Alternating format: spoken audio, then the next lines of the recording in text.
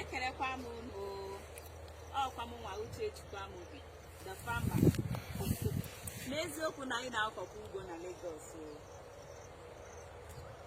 mana ọ bụkwanụ nọọsụ kukumba ka anyị na-akọkwa ma tomato, anyị na-akọ isi, anyị na-akọcha ma sweet corn na ife ndị ọzọ. Mana taa dịka ka nsiko with Maazị Ifeanyi, taa was the official day for harvest of cucumber. Inekwa anya ị na-afụ na agbachala ndị nke a na-akwa kwachaa ya, so ka anyị na-egosikwa gị ka ịfụ ọlụ na-agakwa nwekwu ya na-enyekarịcha ịfama obiọma like mbọsị bụ na ọ na-eme harvest. So taa obiọma na-enye m nsogbu too much, obi dị m ụtọ. So ọpịa akụnụ wee fụ nke si aga. So o tegokwanụ m ji eme ihe a yawo my 4th year m na-eme ihe farming a.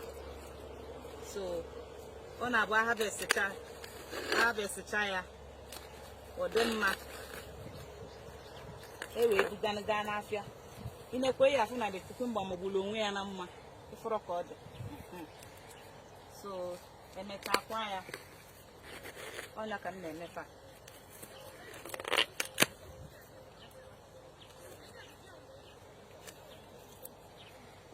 So ihe a na-eme wee na-aga ọfụma.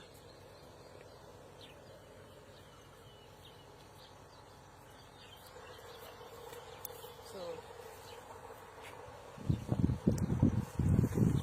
ọbịa taa wụ mbọsị eji eme harvest. Ife fọzọ kịta wụ ka moto bịa buli ya ka ebuga ya n'afịa wee letenụ tinye ego ebe ọ kwesịrị ịba.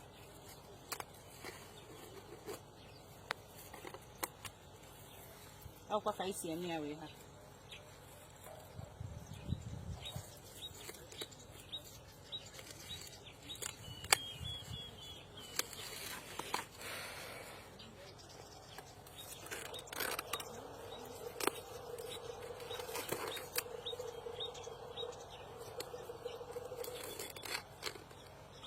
Ọkwa ka esi akọ ya, kpọchicha ya ka ọ ya ledapụ na eburu ya ma ọ baa na moto ka ọ ya ledapụ n'ụzọ buru wet.